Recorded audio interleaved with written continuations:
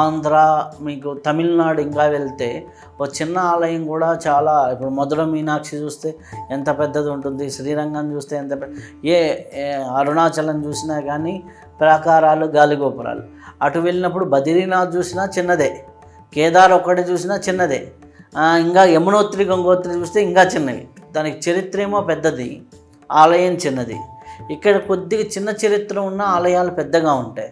దీనికి ఇక్కడ ఉన్న ఆగమ శాస్త్రానికి అక్కడ ఉన్న ఆగమ శాస్త్రాలకి ఎందుకు డిఫరెన్స్ ఉంది?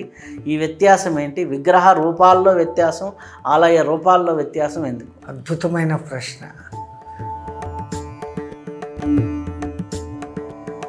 ఏకముఖి గాయత్రి, త్రిముఖి గాయత్రి, పంచముఖి గాయత్రి, లేకపోతే దశావతారంలో 10 తలలు ఉన్నటువంటి విష్ణు స్వరూపం, దశావతార స్వరూపం, ఇట్లా అనేక రూపాల్లో ఉంటుంది కదా.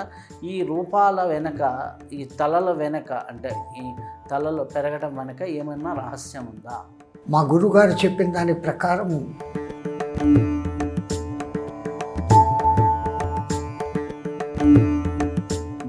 బ్రహ్మని ఆరాధించారు, లేకపోతే శివారాధన చేశారంటారు. బ్రహ్మని ఆరాధించి బ్రహ్మవరాలు ఇచ్చారని ఎక్కువ మంది ఉంటుంది. కొంతమంది శివారాధన చేశారు, ఇచ్చారు. విష్ణుమూర్తి తక్కువ వరాలు ఇచ్చినట్టుగా మనకి పురాణాలలో ఎక్కువ విష్ణుమూర్తి వరం ఇచ్చేటప్పుడు ఇట్లాంటివి కాకుండా ఎక్కువ మంది రాక్షసులకి బ్రహ్మవరం ఇచ్చినట్టుగా ఉంటుంది. అసలుకి బ్రహ్మకే పూజ లేదు, బ్రహ్మకే ఆరాధన లేదు. బ్రహ్మని ఎలా ఆరాధించారు, ఏ మంత్రంతో చేశారు, ఏ ధ్యానంతో చేశారు? అలాగే బ్రహ్మకే ఆరాధన లేనప్పుడు ఇది ఎట్లా సాధ్యం? పరమాద్భుతం.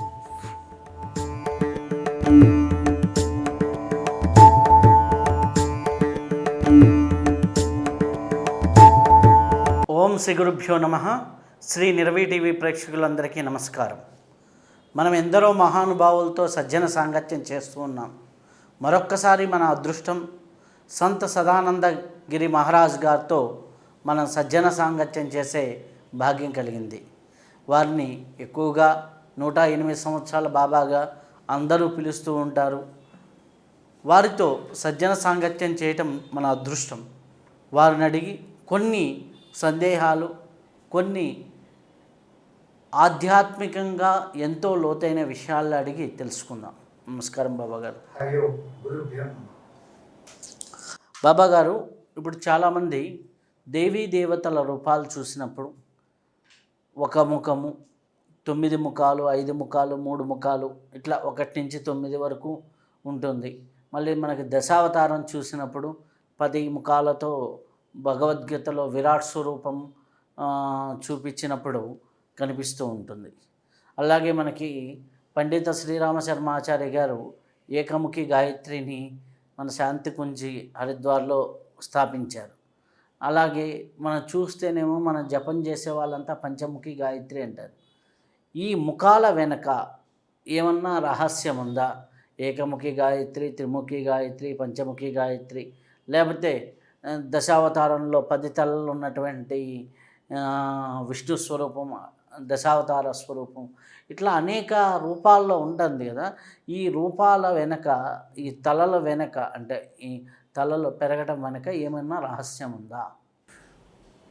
అంబ నవాంబుజోజ్వల కరాంబుజ శారదా చంద్ర చంద్రికాడంబర చారుమూర్తి ప్రకటస్ఫురభూషణ రత్నరోచిరా చుంబిత దిగ్విభాగ శృతి సూక్త వివక్త నిజ ప్రభావ భావాడంబర వీధి విస్తృత విహారి మమ్మెల్లరున్ కృపచూడుము భారతి. ఐం సరస్వతే నమః. వసుదేవసుతం దేవం కంసచాండవర్ధనం దేవకీ పరమానందం కృష్ణం వందే జగద్గురు. మా గురువుగారైనటువంటి మహంత్ తిరుమలగిరిజీ వారి పాదపద్మములను మనస్సులో స్మరించుకొని గాయత్రిని లోకంలోకి ఇంత బాగా తీసుకుని వచ్చిన పండిత శ్రీరామ శర్మ గారికి, మూల గాయత్రిని బయటికి తీసుకుని వచ్చిన ఆ మహాపురుషులకు ప్రణామాలు అర్పిస్తూ, శ్రీ నిర్వీ ప్రేక్షక వీక్షక మహాశయులందరికీ ఆ గాయత్రి కరుణా కటాక్షాలు కలగాలని కోరుకుంటూ, తమరు అడిగారు, చాలామందికి ఈ చికిత్స వస్తుంది. అందరికీ బాగా పరిచయమైంది పంచముఖ గాయత్రినే. ఎవ్వరు చేసినా ఆ సూర్యమంత్రానికి అధిష్టాత్రి దేవతగా పంచముఖి గాయత్రి, ముక్త విద్రుమహేమ నీయుల ధవళ వర్ణ ఛాయే అనేది మనకు బాగా ప్రసిద్ధి. 5 రంగుల ముఖాలతో ఆ తల్లి ఉంటుంది అని. కానీ సాధకులకు, తపన చెందిన సాధకులకు ఆ జగన్మాత ఒక్కొక్క రూపంలో దర్శనమిస్తుంది. ఆ ఇచ్చి తన ఉద్భవ రహస్యాలను కూడా మనకు తెలియచేసేదానికి ఆ విధంగా చేస్తుంది అనుకోవాలి. మా గురుగారు చెప్పిన దాని ప్రకారం మొట్టమొదట అగస్త్యుల వారికి, అగస్త్యో కుంభ సంభవాహ అంటారు. వశిష్ఠుడితో పాటి మళ్ళీ జన్మించిన వాడు. వశిష్ఠుని కుంభ సంభవ అంటారు, అగస్త్యుని కుంభ సంభవ అంటారు. ఆయన పత్ని లోపాముద్ర అమ్మవారి యొక్క పంచాదశి మంత్రాన్ని మన్మథ తరం కాకుండా ఇంకో విధంగా సాధన చేసిన గొప్ప శక్తిమంతురాలు. ఆయన కూడా ఈ శరీరంలోని 24 తత్వాలకు సూర్యునికి ఉన్న లింకును అనుసంధానం చేస్తూ ఆయన సాధన చేసి ఈ శరీరంలోని 24 తత్వాలను ప్రేరేపణ చేయగలిగింది. ఎలాగా? ఏది చేయడం మూలంగా సూర్యభగవానుని ద్వారా ఆరోగ్యం భాస్కరాదిచ్చేతన్న శక్తి మానవుడిలోని 24 తత్వాలను ప్రేరేపిస్తుంది అన్నది సాధన చేస్తూ ఆ గాయత్రి ఉపాసన చేయని మొదలుపెట్టినప్పుడు ఆ మహానుభావుడికి ఆ తల్లి మొదట ఏకముఖంగానే కనపడింది. ఆ తర్వాత గౌతముల వారు కూడా ఇదే ప్రయత్నం. అంటే ఒకే దాన్ని అనేక మంది ఏకం సత్ విప్రా బహుధా వదంతి అంటారు. వాళ్ళంతా లోక కళ్యాణము, జగత్ కళ్యాణము, జనాల మేలు కోసం చూసేవాళ్ళు. కాబట్టి ఆయన ప్రయత్నించాడు. అసలు ఈ 24 తత్వాల రహస్యం ఏంటి? ఈ సూర్యమంత్రానికి గాయత్రిని ఎందుకు అంటున్నారు? దానికి 24 అక్షరాలే ఎందుకు ఉండాలా అని ఆయన తపన చెందాడు. అప్పుడు ఆయనకు నేను త్రిపదగామినిలాగా 3 పాదాలతో పాదానికి 8 అక్షరాలలాగా ఉంటాను అని సూచించేదానికి త్రిముఖ గాయత్రిగా దర్శనమిచ్చింది. ఆయనకు చాలా కొద్ది చోట్ల మాత్రమే త్రిముఖ గాయత్రి పూజింపబడుతుంది.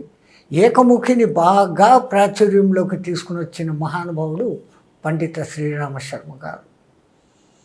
వీళ్ళిద్దరూ ఈ ప్రయత్నాలు చేసినాక విశ్వామిత్రుల వారు ఆయన తపస్సు చేస్తారు ఇదే లక్ష్యంతో.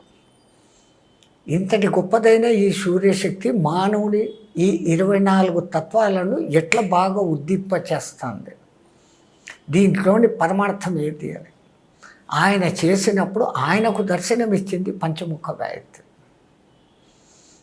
విశ్వామిత్రుల వాడు సృష్టికే ప్రతి సృష్టి చేసిన మహానుభావుడు కాబట్టి సర్వలోక ప్రాచుర్యం అది పొందింది. గాయత్రి ఎంత విచిత్రం అంటే మంత్రమేమో సూర్యుడిది, అధిష్టాన దేవత అమ్మవారినిగా పెట్టినారు. ఆడ పెట్టడంలో అంతర్గత రహస్యం ఏమి అంటే, ఇప్పుడు శ్రీచక్రము మేరు ఉంటుంది. ఆ మేరువును మానవులు 2 రకాలుగా పూజిస్తారు. మానవుడి నుంచి జీవుడి నుంచి దేవుడిలో ఐక్యమైపోవడము అనేది ఆరోహణ క్రమం. ఆ సృష్టి ఎలా మొదలై ఎలా విస్తరించింది అని చెప్పడం అవరోహణ క్రమం. అందుకే శ్రీచక్రం అంత ప్రాధాన్యత పొందింది. ఆ శ్రీచక్రంలోనే ఏ రహస్యాలు అయితే ఉన్నాయో గాయత్రి అమ్మ రూపంగా ఆ శ్రీచక్రపు మహారాజ్ని లలితా రాజరాజేశ్వరి మనల్ని అనుగ్రహించేదానికి మీరు వచ్చే మార్గము లేదా నేను దిగిన మార్గము అని 2 మార్గాలు చూపించేదానికి ఏకముఖి, త్రిముఖి, పంచముఖి అని అంటారు. ఇప్పుడు శ్రీచక్ర మేరువులో బిందు స్థానంలో పార్వతీ పరమేశ్వరుడు ఏకీకృత రూపకంగా ఉంటారు. అది బిందువు అంటారు. ఆ ఏమీ లేని బిందువు నుంచి సృష్టి మొదలైంది అని అంటున్నాం. ఆ సృష్టి మొదలైనాక మొట్టమొదట త్రిగుణాలుగా వ్యాప్తి ఇచ్చింది. అక్కడ ఏముంటుంది? త్రికోణం ఉంటుంది. బిందువు తర్వాత త్రికోణం ఉంటుంది. ఆ తర్వాత అష్టకోణం ఉంటుంది. ఈ అష్టకోణం అంటే శివుని అష్టమూర్తి తత్వం. దీంట్లో ప్రధానమైనది పంచభూతాలు, సూర్య చంద్రులు, జీవుడు. ఈ 8 కలుస్తాయి. తో 1 3 3 5 ఈ సృష్టి వ్యాపించింది అనేదానికి వ్యాపకత్వ రీత్యా తీసుకుంటాం. ఇంకా తర్వాత దాంట్లో ఉన్నటువంటి అంతర్దశారము అనేది మానవుని అంతర్దశారం. పంచప్రాణాలు, పంచకోశాలు కనపడనేటి అంతరంగా ఉన్నాయి కాబట్టి. ఆ తర్వాత బాహ్య దశారము అంటాం. జ్ఞానేంద్రియ, కర్మేంద్రియాలు ఈ అనుభూతికి తెలుస్తూ ఉన్నాయి. ఇంకా తర్వాత చతుర్దశ భువనాలు అనే కోణం వస్తుంది. ఈ చతుర్దశ కోణాలు అంటే భూలోక, భువర్లోక, సువర్లోక, మహాలోక, జనలోక, తపోలోకాలు, అతల, వితల, సుతల, తలాతల, రసాతల, పాతాళాలు అనేటివి అనుకుంటాం. ఇవన్నీ మానవుల్లోనే ఉన్నాయి. నువ్వే ఒక రకంగా శ్రీచక్రం అని చెప్పేదానికి ఆ తల్లి మనలోనే ఊర్ధ్వంగా 7 చక్రాలు చూపించింది. అధోగా 7 చక్రాలను మనం ఊహించుకోవాలి. 1 కటి ప్రాంతము, 2 తొడలు, 3 మోకాళ్ళు, 4 పిక్కలు, 5 శీలమండ, 6 పైపాదము, 7 అరిపాదం. ఇవి కింద ఉన్నాయి కాబట్టి వీటిని అధోలోకాలు అంటున్నాం. మనల్ని ఊర్ధ్వ స్థితికి తీసుకుపోయేటి కాబట్టి ఈ సప్తచక్రాలను, పై చక్రాలను 7 లోకాలుగా తీసుకెళ్ళి ఆ బ్రహ్మంలో కలపడము అనేది సాధనలో చెప్తారు. గాయత్రి ఎన్నెన్ని రకాలుగా లింక్ అవుతుందంటే ఆ తల్లి త్రిపదగామిని అంటారు. గంగకు మాత్రమే ఈ పేరు ఉంది. ఆమె ఒకప్పుడు ఆకాశ గంగగా ఉండింది. విష్ణుమూర్తి వామనావతారం ఎత్తినప్పుడు బ్రహ్మ తన కమండలం నుంచి కడిగిన కాళ్ళ నీళ్లు ఆకాశంలో ప్రవహిస్తూ ఆకాశ గంగగా ఉండింది. భగీరథుడు మహాప్రయత్నం చేసి దాన్ని భూమి మీదికి తేవడమే కాక భూమి నుంచి దాన్ని పాతాళానికి తీసుకెళ్ళాడు. మనకు నీళ్లు ఆకాశం నుంచి వర్ష రూపంలో పడుతుంది, భూమి మీద కనపడుతుంది. రెండవది బావులు వగైరా తోడినప్పుడు లోపల ఒకటి ఉంది. ఈ 3 రకాల జలవాహిని. గాయత్రి త్రిపదగామిని ఎట్లనో ఇది అక్షరాలు కూడా 8 అక్షరాలుగా 3గా ఉంటుంది. 3 వ్యాహృతులు ఎందుకు చెప్పినారంటే మన ఈ 3 స్థితులను దాటి 4వ స్థితికి నువ్వు పోవాలా అని ఒక అర్థము, భూలోక, భువర్లోక, సువర్లోకాలను అని అనుసంధానం అని ఒక లెక్కలోను ఆ వ్యాహృతులను చెప్పి ఔం భూర్భువ స్వః, ఔం తత్సవితుర్వరేణ్యం 8 అక్షరాలు అయితే తత్సవితుర్వరేణ్యం భర్గోదేవస్య ధీమహి ధియో యో నః ప్రచోదయాత్ 8 అయితే. ఇట్లా ఆ తల్లి మొట్టమొదట అగస్త్యుల వారికి ఏకముఖంగా కనపడింది. ఆ తర్వాత మన భూలోకంలో మనకు తెలిసి మన కళ్ళు ఎదురుగా ఉన్న మహానుభావుడు పండిత శ్రీరామ శర్మ గారికి కూడా ఆయన చేసిన అకుంఠిత సాధన. ఒక మానవుడు ఆ సాధన చేస్తే ఆ తల్లి మళ్ళీ ఈ లోకంలో ఇప్పుడు కూడా మనం చూస్తాము, చూడగలము అనేదానికి ప్రత్యక్ష నిదర్శన పండిత శ్రీరామ శర్మ. మీకు తెలియని విషయం కాదు, అంత చిన్న వయసులో మహామహుడైనటువంటి ఈయన మదనమోహన మాలవ్య లాంటి గొప్ప మనిషి, ఆయన కాశీ విశ్వవిద్యాలయం కట్టించిన మహానుభావుడు, బెనారస్ హిందూ యూనివర్సిటీ అది కట్టిన మహానుభావుడు. అంతటి వాడికి ఏమనిపించిందో తాను మళ్ళీ 2వసారి ఉపదేశం చేస్తానరా, నువ్వు ఇట్లా గాయత్రి చేయని ఒక విధానం ఆయనకు చెప్పారు. అఖండ జ్యోతిని వెలిగించి సంవత్సరానికి 24 లక్షల చొప్పున చేసుకొని ఆయన చెప్పాడు. ఈ మహానుభావుడు ఇంకా నిష్టగా తన దగ్గర ఉన్న ఆవులకు నవధాన్యాలు పెట్టడం, అది గోమయం విడిచిపెట్టినప్పుడు ఆ మయంలో అరిగిపోని ధాన్యం ఏదైతే ఉంటుందో వాటన్నిటిని తీసుకొని ఎండిచ్చి పొడి చేసి గోమూత్రం కలిపి రొట్టెలు చేస్తూ ఆ రొట్టెలు తింటూ వెలిగించిన జ్యోతి ఆరకుండా చూసుకుంటూ సంవత్సరానికి 24 లక్షల చొప్పున 24 సంవత్సరాలు సాధన చేశాడే. చేసింది మధురుడు.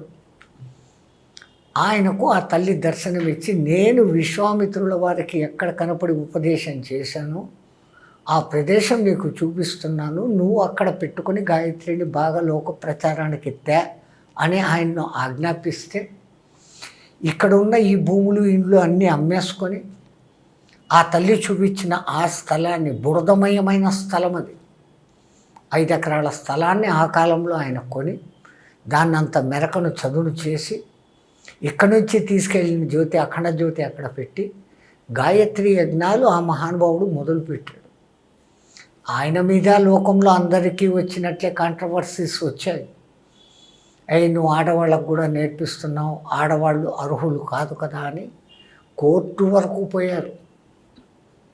ఈయన కోర్టులో ఒక్క మాట అడిగాడు, మీరు సమయం తీసుకొని వేదాలలో కానీ ఉపనిషత్తులలో కానీ ఎక్కడైనా స్త్రీలకు వేదం చదవకూడదని, ఆ తర్వాత గాయత్రి చదవకూడదని ఎక్కడైనా ఒక్క కొటేషన్ ఉంటే నాకు చూపించండి, నా బ్రాహ్మణత్వాన్ని వదులుకుంటాను, నేను గాయత్రి చేయడము మానుకుంటాను అని అన్నాడు. ఈ పండితులంతా నెలల కాలం ప్రయత్నం చేశారు, ఎక్కడైనా ఉంటుందా అని. ఎక్కడా దొరకలేదు.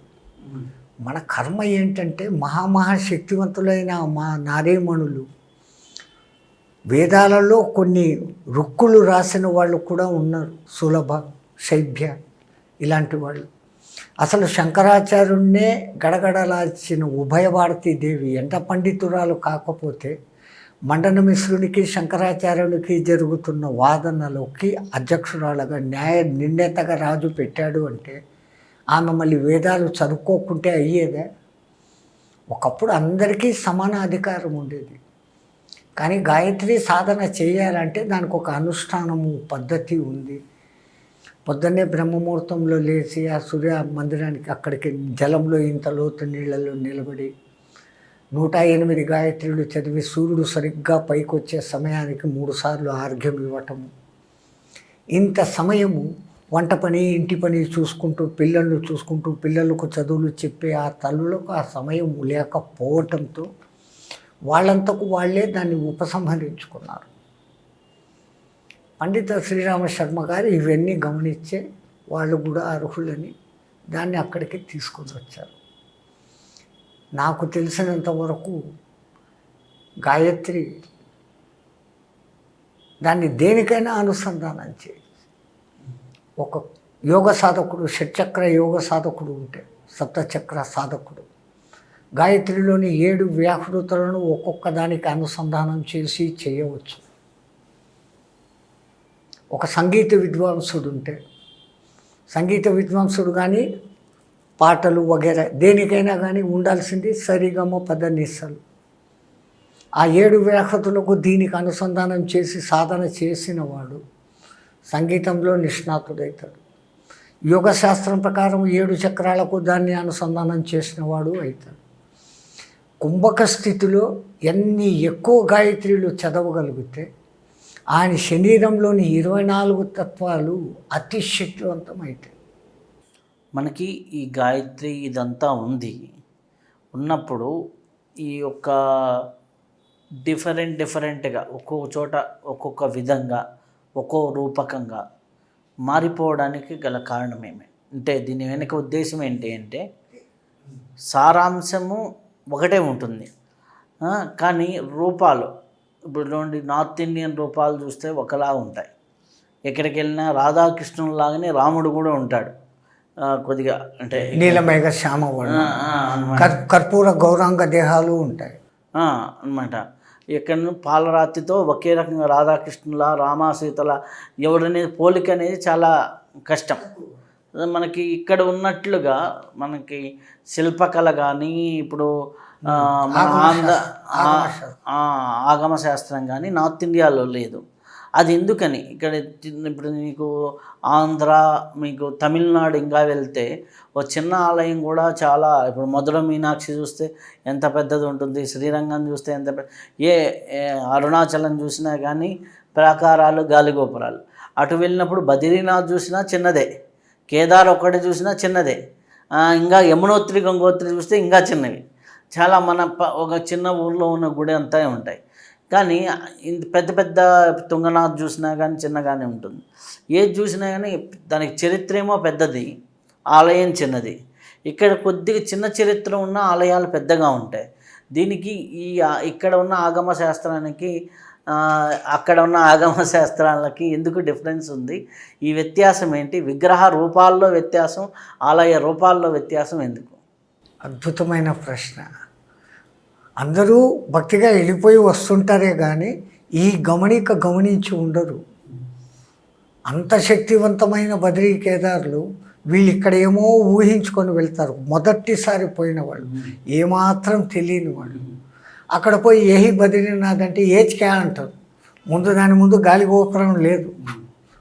ఆలయం కూడా ఇక్కడ మీరు అన్నట్లుగా సకల శిల్పకళా శోభితంగాను విశాలంగాను నృత్య మండపము, ఆ తర్వాత కైంకర్య మండపము, శయన మండపము, ధ్యాన మండపము, దర్శన మండపము, గర్భగృహము అనే 7 ధాతువుల రూపకంగానూ ఉండవు. అంటే ఎక్కడ ఉంది విశేషత అంటే అక్కడ ఉద్భవించిన ఆ విగ్రహాల శక్తి, ఆ దేవతలు విగ్రహాలుగా వచ్చారు అంటే ఆ దేవతలు అక్కడ వచ్చి కొలువై నిలబడ్డారు. వాటి ప్రాశస్తం ముఖ్యం, కానీ పైన కట్టింది ఎంతది కట్టాం ఏం కట్టాం కానీ. ఇప్పుడు ఆధునికంలో ఈ ఇస్కాన్ వాళ్ళు పెద్ద పెద్ద గోపురాలతో గొప్ప గొప్ప మందిరాలు కడుతుంటారు, 100 ఎకరాల్లో కడుతుంటారు. వాళ్ళు వచ్చిన వాళ్ళకు సౌకర్యాలు ఏమి, వాళ్ళకు ఏ డిస్టర్బెన్స్లు లేనప్పుడు భక్తి బాగా జరుగుతుంది. ఉండేదానికి నీడ లేక ఎండలో నిలబడిపోయి క్యూలో నిలబడిపోయి పోతే ఇబ్బందులు పడతారు. ఆ భక్తి కొంచెం డౌన్ అవుతుంది. ఎందుకంటే మానవుడు కొంచెం సుఖజీవి. వీళ్ళకు తగినట్టుగా ఇక్కడ నిర్మాణాలు కాకపోతే నువ్వు కష్టపడి నీ శరీరాన్ని కూడా మెలికలు తిప్పుకొని నా దగ్గరికి రా అనే దానికి సూచిక 90% దేవతలందరూ కొండల మీద ఉంటారు. ఇంకా రాళ్ల విషయానికి వస్తే నాకు ఆగమశాస్త్రం అంతగా తెలియకపోయినా కానీ 3 రకాల శిలలు ఉంటాయి. పుంశిలలు, స్త్రీశిలలు, నపుంసక శిలలు. న్యాయానికి చెప్పాల్సి వస్తే ఈ పాలరాతి ఇవన్నీ నపుంసక జాతి. నపుంసకం అంటే ఏదో తక్కువ అని కాదు, వాళ్ళు గుర్తించిన పేర్లు పెట్టారు అలాగా. 3 రకాల రాళ్ళు. ఆ శిల్పాలను ఆ విధంగా ఆ కొలతలతో చెక్కినప్పుడు వాటిల్లోకి చేసిన ప్రాణ ప్రతిష్ఠ, దానికి ముందు ధాన్యాది వాసనమని, శయన వాసనమని, నానా రకాల ఇవన్నీ చేసి నేత్రోన్మిళితం జరిగేంత వరకు దానికి కట్టుకట్టి సమస్త మంత్రాలు వేదోక్త మంత్రాలు చదివి యంత్రాలు లోపల పెట్టి నవధాన్యాలు నవరత్నాలు పెట్టి ఆ దేవతకు సంబంధించిన యాగాలు చేసి అప్పుడు నేత్ర ఉన్మిళనం చేసి మీకు దర్శనమిస్తారు. అప్పుడు దాంట్లోకి అక్కడ ఆ శక్తి ఉద్భవిస్తుంది. దానికి పూర్వమే ఆ క్షేత్రానికి సంబంధించిన చరిత్ర ఏదైతే ఉందో ఆ చరిత్ర ప్రకారం అక్కడ జరుగుతుంది. ఇప్పుడు బద్రి ఉంది, నరనారాయణులు అక్కడ ఉద్భవించారు. భారతపు కథకు లింకు నరనారాయణుడు. అది వాళ్ళేమో 1000 సంవత్సరాల కింద. ఒకప్పుడు జంబుడు అనే ఒక రాక్షసుడు బ్రహ్మ గురించి తపస్సు చేసి, ఆ కాలంలో ఈ రాక్షసులంతా చిరంజీవత్వం అడుగుతారు. బ్రహ్మ అంటాడు, నేనే చిరంజీవిని కాదు, నీకెక్కడ చిరంజీవిత్వం ఇస్తాను అని. మరి వీళ్ళకేమో లాంగ్ కాలం బతకాలని అసాధ్యమైన వరాలు అడిగేవారు. నరసింహుడు అడిగాడు, వాడు హిరణ్యకశిపుడు, పగలు సాగకూడదు, రాత్రి సాగకూడదు, ఇంట్లో సాగకూడదు, బయట సాగకూడదు, భూమి మీద సాగకూడదు, ఆకాశంలో సాగకూడదు, మనుషుల చేత సాగకూడదు, జంతువుల చేత సాగకూడదు. ఇంతగా అడిగాడు. మహా తెలివిపరుడైన శ్రీమన్నారాయణుడు బ్రహ్మ వరాలు డిస్టర్బ్ కాకుండా నారసింహ అవతారం ఎత్తి అంతం చేశాడు కదా. అలాగనే ఈ రాక్షసుడు ఏమో వరం కోరుకున్నాడంటే, ఎవడైనా ఒక వ్యక్తి 10,000 సంవత్సరాలు తపస్సు చేసి 10,000 సంవత్సరాలు నాతో యుద్ధం చేస్తే నాది ఒక్క కవచం పోవాలా, అట్లాంటి కవచాలు 1000 కవచాలు నాకు అని అడిగాడు. వాడి ఆశ చూడండి. ఎవడైనా 10,000, ఆ కాలంలో 10,000 బతకడం మామూలు గొప్ప మాట కాదు, కానీ 10,000 ఏళ్ళు తపస్సు చేయాలా. మహాశక్తిశాలి అయిన వీడితో 10,000 ఏళ్ళు యుద్ధం చేసి నిలబడగలగాలి. అప్పుడు కానీ ఒక్క కవచం పోదు. అట్లాంటి కవచాలు 1000 కవచాలు అడిగాడు. బ్రహ్మ వరం అడిగితే వరం ఇచ్చి తీరాల. అదొక రూల్. జగత్ సర్వం దైవాధీనం, తద్దైవం మంత్రాధీనం, తద్మంత్రం సాధకాధీనం, తస్మిన్ కారణ్యేవ సాధక సర్వోత్కృష్ట అని మీకు మంత్రం ఉంది. ఇక్కడ కూడా క్షమించాలి, అక్కడ బ్రాహ్మణ అన్న పదం ఉంది. జగత్ సర్వం దైవాధీనం, తద్దైవం మంత్రాధీనం, తద్మంత్రం బ్రాహ్మణాధీనం అని ఉంది మంత్రంలో. నేను అక్కడ సాధకాధీనం అని పెట్టాను. ఎందుకంటే ఎవరైనా మనస్సు మంచి సంకల్పంతో గట్టిగా సాధన చేస్తే లోక కళ్యాణం కోసం వానికి అది అనుగ్రహించి తీరాల్సిందే కదా. బ్రాహ్మణులు ఒక్కళ్ళకే అధికారం కాదు, అందరికీ ఉంది.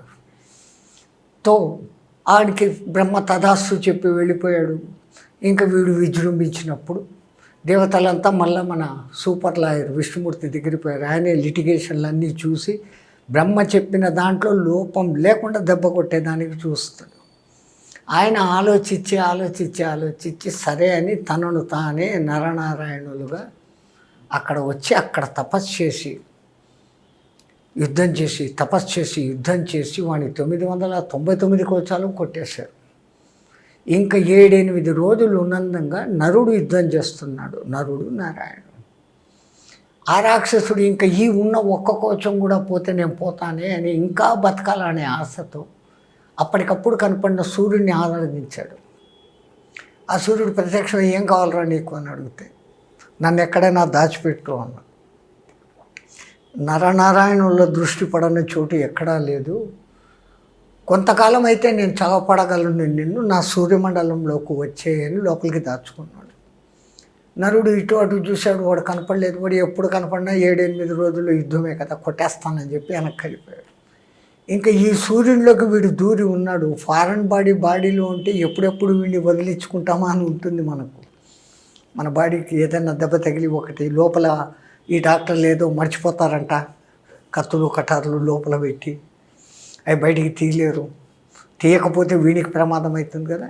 అట్లా సూర్య పరమాత్మ ఎప్పుడప్పుడు వీడిని వదిలించుకుంటామా అని చూసుకుంటున్నాడు. అది జరిగిన కొన్ని 100,000 సంవత్సరాల తర్వాతకు ఈ కుంతిమాత ఆ సూర్యుడికి ఆయన దూర్వాసుడు ఇచ్చిన వరాన్ని అవునా కాదా టెస్ట్ చేసేదానికి ఆ సూర్యుని ఆహ్వానిస్తే ఇదే చాలరా అవకాశం అని చెప్పేసి ఆ రాక్షసుని ఆమెకి ఇచ్చాడు.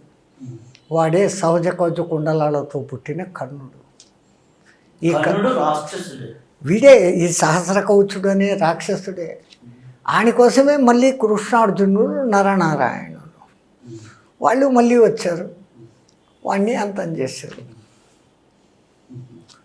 ఇట్లా ఈ దేవతలు పుట్టే చోటు కానీ రాక్షసులు పుట్టే చోటు కానీ వాళ్ళు చేసిన ఆ క్షేత్రంకు దాంట్లో వైబ్రేషన్స్ విపరీతంగా పెరిగిపోతాయి. అంతటి నరనారాయణులే తపస్సు చేసినారు కాబట్టి దానికి అంత ప్రాశస్తం. కేదార్నాథ్ ఉంది. పంచపాండవులను టెస్ట్ చేసేదానికి శివపరమాత్మ ఆయన కేళి ఒకటి ఆడినప్పుడు వీళ్ళు తక్కువ వాళ్ళు కదా, పంచపాండవులు తక్కువ వాళ్ళు కాదు, ఆయన పట్టేసుకున్న చోటు కేదారమైంది. అట్లా ఆ క్షేత్రాల ప్రాశస్తం చూడాలి కానీ అక్కడ ఉన్న శిల్ప నిర్మాణము, చాతుర్యము, మహావిశాలము ఇవి కాదు లెక్క. అవసరం మేమందరం అక్కడ పిలిచేది బద్రీ విశాల్ అంటాం. అక్కడ ఏం విశాలం లేదుగా, కానీ దాని పేరు బద్రీ విశాల్. వేల సంవత్సరాలు నరనారాయణుడు తపస్సు చేసిన చోటు. వాటికి ఆ పక్కనే మీకు ఎదురుగా కనపడే 2 పర్వతాలను కూడా నరనారాయణ పర్వతం అనే పిలుస్తాం. నారాయణ పర్వతం మీదే బద్రీ ఆలయం ఉంటుంది, నరపర్వతం ఉంటుంది. ఈ రెండింటి మధ్యలో అలకనంద ప్రవహిస్తుంది. మీరు చూసి ఉంటారు, మీరు తిరగని చోట్లేదు. అట్లా ఇక్కడ రాజులు తమ యొక్క గొప్పతనాన్ని ప్రపంచానికి చాటాలని, రెండవది ఆ శిల్పులు తమ యొక్క ఈ శక్తిని దైవానికి అర్పణ చెయ్యాలని ఆ తపోశక్తితో కూర్చొని అంత అద్భుతంగా చెక్కగలిగారు. ఇంకొకళ్ళకు ప్రపంచంలోని ఎవరికీ సాధ్యం కాని శిల్పకళ మన భారతీయ కళ. అన్నిటికన్నా ఎవడు ఈనాటికి తలలు బద్దలు కొట్టుకుంటున్నారు సైంటిస్టులు. ఆ ఎల్లోరా దగ్గర కైలాస పర్వతం అనే గుడి ఒకటి ఉంది. దాదాపు 4 లక్షల టన్నుల రాళ్లను తొలగించి ఎక్కడో రాయి ఉందంటే గుడి కింద నుంచి చెక్కుంటూ పోతారు ఒక లెక్క. ఒకే శిలాపర్వతం ఉంటే దానిపై నుంచి చెక్కుకుంటూ వచ్చారు. ఈ రోజుకు అది ఎట్లా సాధ్యమైంది అని తలలు బద్ద కొట్టుకుంటున్నారు కానీ ఎవరికి చేత కాలే. మన భారతీయ శిల్పులు దాని వెనకల ఆగమ శాస్త్రాన్ని ఔపాసన పట్టారు. ఏది ఎట్లా ఉండాలని వాళ్లకు రాతి రహస్యాలు తెలుసు. ఇప్పుడు నేను చెప్పిన ఈ నపుంసక శిలలతో అంటే తెల్లరాతి పాల విగ్రహాలతో కట్టినప్పుడు మీకు అక్కడ రాముడు కృష్ణుడు నీలమేఘశ్యాములుగా కనపడరు. కానీ అదే పారవశ్యం మీకు కలుగుతుందా లేదా? అతి నల్లని అద్భుతమైనటువంటి పాండురంగ విఠలుడు మహారాష్ట్రలో ఉండే గుడిలో ఏ అందమైతే ఉందో, మీరు మా మధురకు వచ్చి చూస్తే రాధాకృష్ణులలో ఆ మాధుర్యమే కనపడుతుందా? దాంట్లో ప్రాణశక్తి అంత అద్భుతంగా ఉంటుంది. ఆ నిలబడిన భంగిమ, ఆమె ముఖంలో ఆ చిరు కేబోల్తే సోయగ్ సిగ్గు, ఆయన ముఖంలో ఆ రాట టీవీ, ఎంత అద్భుతంగా రాధాకృష్ణులు కనపడతారు. రాయి ఏది అనేది కాదు, ఆ ప్రాంతపు శక్తి. మొదలులోని ఆ గుడి అంత మహాప్రశస్తం పొందేదానికి కారణం సాక్షాత్తు శ్రీకృష్ణ పరమాత్ముడు అనేక దినాలు అక్కడ ఆడి పాడి నడిచి తిరిగిన చోటు, గోవర్ధనాన్ని ఎత్తిన చోటు, కాళిందిలో పాముడు చంపిన చోటు. మీకు అవన్నీ మీకు చెప్పేది ఉంది, మీరు అవన్నీ చూసే ఉంటారు మొత్తం. ఆ పారవశ్యం వచ్చేస్తుంది అక్కడికి. కృష్ణ భక్తులు అక్కడికి పోతే బండి దిగంగానే నేరుగా కాలు కింద పెట్టరు, మోకాళ్ళ మీద జంపు చేసి భూమాతను ముట్టుకొని ఆ మట్టిని సింధూరంగా ధరించి వచ్చాము. ఇంత పవిత్రమైన స్థలంలో మేము కాలు పెడుతున్నామని. తిరుపతి కొండ ఎక్కిన ఒక మహానుభావుడు మోకాళ్ళతోనే ఎక్కాడు, ఆయన కాలు ఆనిచ్చలేదు. తిరుపతి కొండలో పవిత్రం పోతుంది అని ఒక్కొక్కళ్ళ భావనలు ఒక్కొక్కటి. ఇంకా ఈ ఎర్రరాతి శిలలు ఎక్కువ రాజస్థాన్లో వాళ్ళకు దొరికేది ఏదో దాంతో వాళ్ళు చేస్తారు. రాజస్థాన్లో మీకు బిల్వారా మందిర్స్ అని ఉంటుంది. ఒకే కొండపైన 3000 గుళ్ళు ఉన్నాయి. దాంట్లో అనేకము అంతా పాలరాతివి, ఎర్రరాతివి, శాండ్ స్టోన్ అని మీరు పిలుస్తారు. అట్లాగనే ఈ ఎర్రరాయి ఎంత గొప్పది, మీడియం అనేసి గొప్పది అనేసి పేర్లు. మరి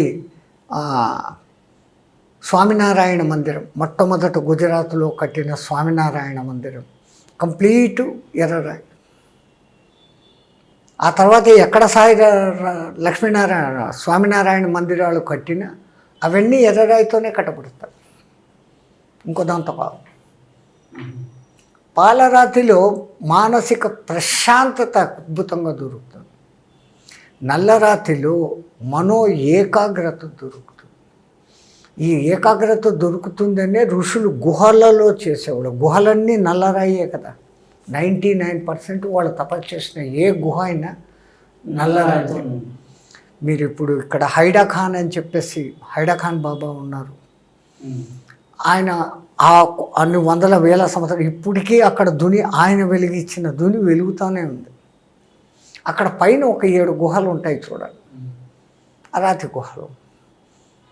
రాతి గుహలలో తపస్సే అంత శక్తి అయితే ఆ రాయితో ఒక మంత్రాలు పఠిస్తూ తదేక ధ్యానంతో ఒక విగ్రహం తయారు చేసినప్పుడు ఆ విగ్రహంలో నుంచి వచ్చే వైబ్రేషన్స్ అత్యద్భుతంగా ఉంటాయి. అది అందుకని ఈ వివిధ రకాలు పోలిస్తే నిజంగా మా ఉత్తరాది కంటే దక్షిణాదిలో ఉన్న ఆలయాలు తలెత్తి చూస్తే తలపాగా కింద పడిపోయేంత మహోన్నత శిఖరాలతో ఉంటుంది. ఇక్కడ వీళ్ళు ఇట్లా పెట్టడంలో పరమార్థము, ఒక్కొక్కళ్ళది ఒక్కొక్క ఐడియా కదా. పరమాత్ముని ఎట్లా మీరు చూస్తారు అనేదాన్ని. ఫస్ట్ గాలిగోపురం అంత బ్రహ్మాండంగా ఉంటుంది. ఆ గాలిగోపురం మీద యుద్ధ సన్నివేశాలు, శృంగార సన్నివేశాలు, కొట్లాట్లు, వరాలు ఇవ్వడాలు, శాపాలు ఇవ్వడాలు, తపస్సు చేయడం, నాక చిత్రాలు ఉంటాయి. ఇదంతా నీ లౌకిక ప్రపంచం. దీన్ని దాటుకొని లోపలికి వచ్చి నీలో ఉన్న దుష్ట భావాలను బలి అని బలిపీఠం ఉంటుంది. ఆ తర్వాత స్వామి విరాజమానమైన సమయంలో, దర్శన సమయంలో చూసి చూడలేకపోతే ధ్వజస్తంభమైనా చూసి ఆనందించు అనేదానికి ఆకాశదీపం నెలకొల్పి పెట్టేదానికోసమని ధ్వజస్తంభం తర్వాత ఉంటుంది. ఆ తర్వాత ఆ మూల విరాట్టుకు సంబంధించిన వాహనం ఏదైతే ఉంటుందో, విష్ణాలయం అయితే విశ్వశ్రేణుడో గరుత్మంతుడో, రామాలయం అయితే హనుమంతుల వారు, అమ్మవారు అయితే ఇంకొకళ్ళు సింహము, ఇవి అక్కడ ఉంటాయి. 1, 2, 3, 4. ఆ తర్వాత స్వామివారిని ఆనందపరిచేదానికి సంగీత మండపం 5. ఆ తర్వాత పవళింపు మందిరం, ఆ తర్వాత దర్శన మండపం, ఆ తర్వాత గర్భ ఆలయం. ఎంత బాగా వాళ్ళ పేర్లు పెట్టారు. గర్భ ఆలయం, ఒరే నువ్వు మళ్ళీ ఇక్కడి నుంచి పుడుతున్నావు పోతున్నావు. ఆ దేవుడి వెనకల ఒక ప్రభ అనేది ఉంటుంది. తో అన్ని మంటలుగా ఉంటుంది. మధ్యలో ఒక తలకాయ, రాక్షస తలకాయలాగా ఉంటుంది. ప్రభ అంటారు కదా, మకర తోరణం. పేర్లు వేరే. మేము ప్రభ అంటాం, మకర తోరణం. ఎక్కువ మకర తోరణమే అంటారు ఇక్కడ. అంటే ఏమి, జీవుడు ఒక పక్క నుంచి వచ్చి దాంట్లో కలిసిపోతున్నాడు, మళ్ళా వస్తున్నాడు, మళ్ళా పోతున్నాడు. సృష్టి చక్రం అనేది ఆ దేవత వెనకల అది అట్లా పెట్టి చూపిస్తారు.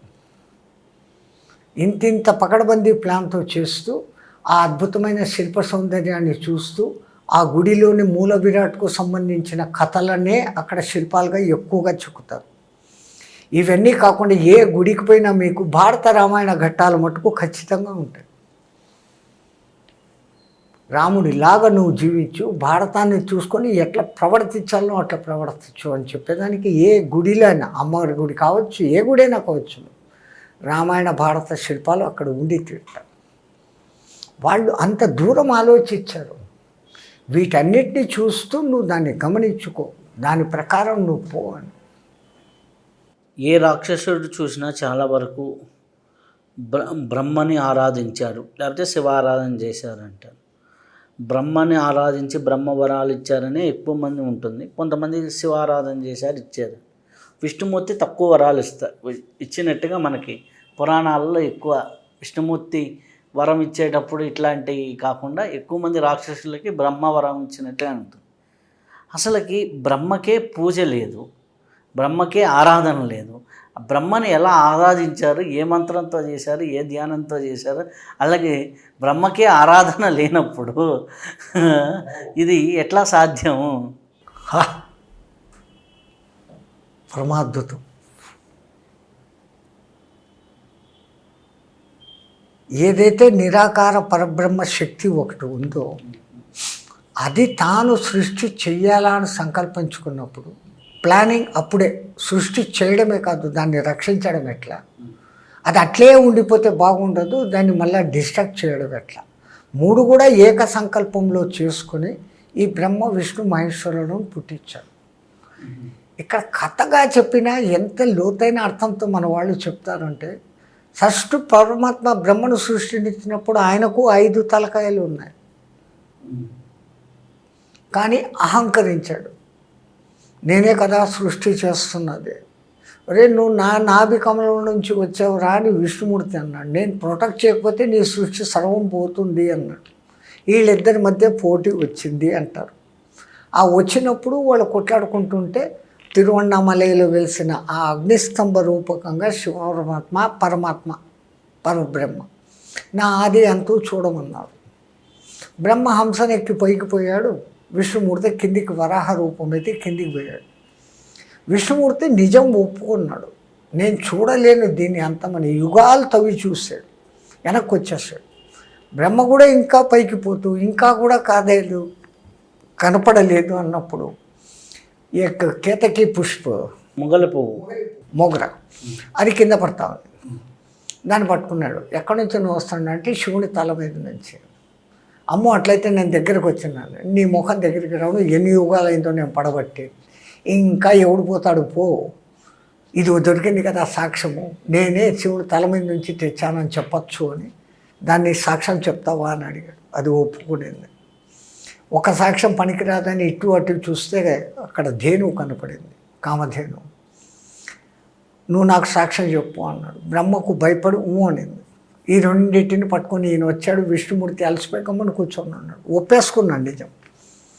నిజం ఒప్పుకున్న వానికి అహంకారికి తేడా అక్కడ కనపడుతుంది. ఆయన వచ్చి చూడు నువ్వు చూడలేకపోయావు, నేను చూసి వచ్చాను కావాలంటే సాక్ష్యం అన్నాడు. అప్పుడు ఆ పరబ్రహ్మ ప్రకటితమై నువ్వు తప్పు అబద్ధం చెప్తున్నావు. నిజము అబద్ధము అక్కడి నుంచే మొదలైంది.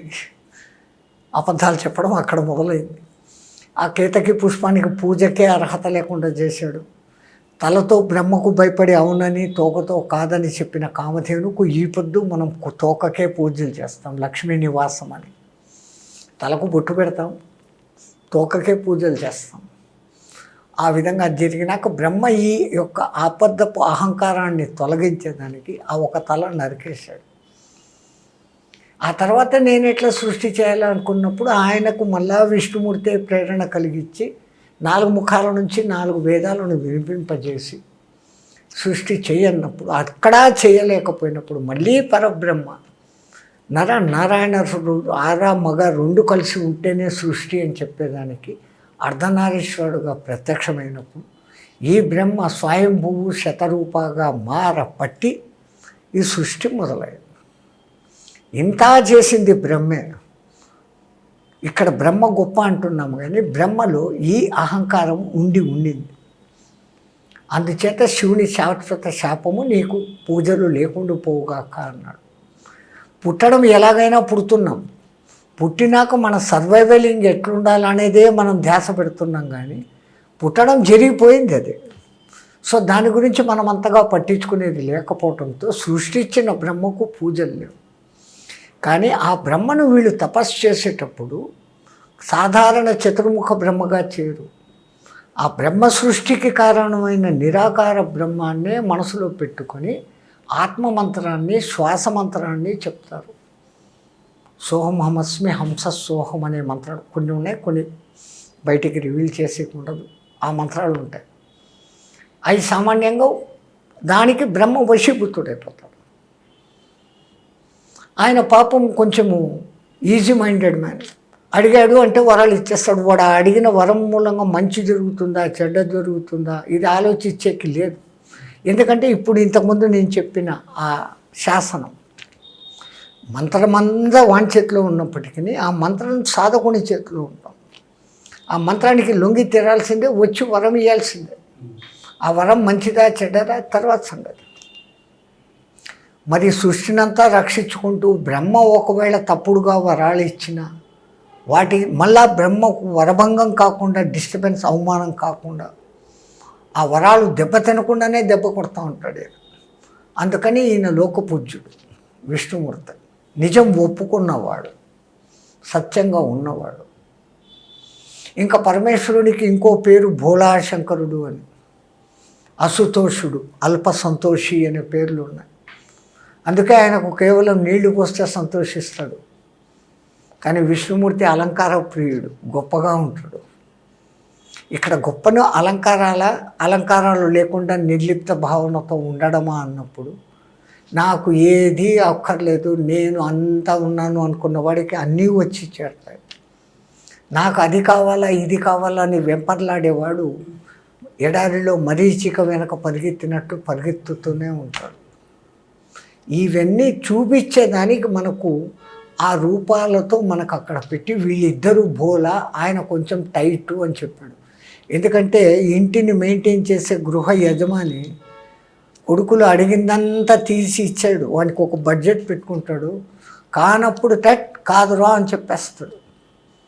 సుఖాలు ఇవన్నీ కోర్చేది బ్రహ్మ విష్ణువులు అనుకుంటే ఆయన స్ట్రిక్ట్ మెయింటెనెన్స్ నేర్పిస్తాడు. ఆఖరికి కైవల్య స్థితికి తీసుకుపోయేది విష్ణు పరమాత్మ అంటారు. అష్టైశ్వర్య ప్రదాత శివుడు. మరి ఏమీ లేని వాడు అన్నీ ఇస్తాడు. అన్నీ ఉన్నవాడు మోక్షం మాత్రమే ఇస్తాడు, ఇహాలు ఇవ్వడు. ఈ ఇహాలు ఎప్పటికీ శాశ్వతం కాదు. అది పరమశాశ్వతము, జన్మరాహిత్య స్థితి మోక్షము అనేది. అది పొందాలంటే కష్టం కాబట్టి అటువంటి కష్టమైనది ఆయన దగ్గర ఉంటుంది. ఏ ప్రహ్లాదుడు లాంటి వాడికో, ఏ ధ్రువుడు లాంటి వాడికో మాత్రమే శ్రీమన్నారాయణ దర్శనమవుతుంది తపస్సులు చేస్తే. మిగతా వాళ్ళకు వాళ్ళు కూడా వందల సంవత్సరాలు చేయాల్సి వస్తుంది తపస్సు అంటే. పూర్తిగా తపన చెంది నా మూలంగా లోకానికి ఇది జరగాలి జరగాలి జరగాలి అని కోరుకున్నప్పుడు వాళ్ళ ఈ సంకల్ప శక్తే మళ్ళీ ఒక రూపం ధరించి వాళ్ళ దగ్గరికి వస్తుంది. బాబా, ఇప్పుడు ధ్యానం చేసేవాళ్ళు కావచ్చు, ఎవరైనా సరే, వాళ్ళు నాకు ఈ గురువు కనిపించాడని, లేకపోతే నాకు మహోతార్ బాబాజీ కనిపించారని, అలాంటి వాళ్ళు హిమాలయాల్లో ఎంతోమంది ఉన్నారు. ఒక యోగి ఆత్మకథ వల్ల మహోతార్ బాబాజీ జనంలోకి తెలిసారు. ఎంతోమంది మహోతార్ బాబాజీ కనిపించారను, లేకపోతే ఇంకొకరు కనిపించారను ఇట్లా చెప్పుకుంటూ ఉంటారు. నాకున్న ధర్మ సందేహం ఏంటంటే, అన్నమాచార్యుల జీవితం తీసుకున్నప్పుడు 2 సార్లు ఏమో కనిపించారు. ఎవరు? వెంకటేశ్వర స్వామి 2-3 సందర్భాల్లో కనిపిస్తారు. అలాగే హతీరాం బాబా ఆయనతో జీవితం పాచికలు ఆడారు. ఆ సందర్భంలో మాత్రమే కొంతకాలం కనిపిస్తాడు. అలాగే లాహిరి మహాశయ జీవితం చూసుకుంటే 2-3 సందర్భాల్లోనే మహోతార్ బాబాజీ కనిపిస్తారు. వారికి దర్శనం మాత్రాన, వాళ్ళ స్పర్శనం మాత్రాన, లేకపోతే వాళ్ళు ఇచ్చిన ఉపదేశం మాత్రాన అంతటి మహానుభావులు అవుతున్నారు. ఇప్పుడు చాలామంది నాకు మహావతార్ బాబాజీ, నేను బాత్రూంలో ఉన్నా కానీ కనిపించాడు, లేకపోతే స్నానం చేస్తున్న మహావతార్ బాబాజీ కనిపించాడు, లేకపోతే ధ్యానం చేస్తుంటే కనిపించాడని ఎంతోమంది చెప్పుకొని తిరుగుతున్నారు. ఓకే, వీళ్ళ బుద్ధుల్లో, వీళ్ళ ఇదిలో మార్పు ఎందుకు రావటం లేదు? నిజంగా దర్శనం ఇస్తున్నాడు. ఎందుకంటే ఆ చరిత్రలు మనకేం తెలుస్తున్నాయి? వాళ్ళ దర్శన అనంతరం వాళ్ళ జీవితాల్లో హ్యూజ్ ట్రాన్స్ఫర్మేషన్ అయిపోయింది. కానీ ఇప్పుడు చెప్పే వాళ్ళ జీవితాలు ఏం మారటంలా. కానీ నిన్న నాకు వారు కనిపించారు, లేకపోతే ఈ అమ్మవారు కనిపించింది, లేకపోతే ఇది కనిపించింది అంటున్నారు. ఇది నిజమా, భ్రమణ, భ్రాంత, ఏమిటి ఇది? వాళ్ళకి నిజంగా దర్శనం జరిగితే ఎటువంటి మార్పులు వస్తాయి? స్వామి, మీరు మామూలుగా అడుగుతున్నట్లే ఉంది, కానీ అతి కఠినమైన ప్రశ్నలు వేస్తున్నారు. వీటికి సమాధానం చెప్తే కొంతమంది బాధపడవచ్చు, కొంతమందికి ఇంకో భావన కలగవచ్చు. యద్భావం తద్భవతి అంటారు. అన్నిటికన్నా మెయిన్ యా దృషి భావన తస్య సిద్ధిర్భవతి తా దృషి. అనుకోంగా అదే కనపడడం. దీంట్లో 2 విధానాలు. ఈయన తపనకు ఈయన అనుకున్న రూపంలో కనపడడం ఒకటి. రెండవది వీళ్ళకు ఇల్యూషన్ కలగడం ఒకటి. అది తప్పుగా అనుకుంటారు వేరే వాళ్ళు. ఇల్యూషన్ కూడా తప్పు కాదు, ఎందుకంటే వీడు పదే అదే అనుకుంటున్నాడు. రెండవది పోల్చుకుంటున్నాడు. ఆయనకి ఎవరికో కనపడిందంట, నాకెందుకు కనపడదు. అది మహావతార్ బాబా కావచ్చు, ఇంకోళ్ళు కావచ్చు. ఆడు ఏం చేస్తాడు? ఈ ధ్యాసను శ్వాసను ఏకం చేసేస్తాడు. శ్వాసిస్తున్న విషయం కూడా మర్చిపోయే స్థాయికి ధ్యాస పెడతాడు. దాన్నే ధ్యానం అంటాం. ఎప్పుడైతే ఇంత డీప్గా అనుకుంటాడో భ్రమరకీటక న్యాయస్థితి అనేది ఒకసారి కలుగుతుంది. ఆ కలిగినప్పుడు ఈయన యొక్క ఈ మహత్తర తపనకు, ఆ తపనంతా ఒక రూపం ధరించి కనపడుతుంది. అట్లా కనపడిందే లాహిరి మహేశ్వరులకు తాను కోరుకోలేదు అసలు. మహతార్ బాబాను చూడాలని ఆయన తపస్సు చేయలేదు. అంతవరకు మహతార్ బాబా ఎవరో ఆయనకు తెలియదు.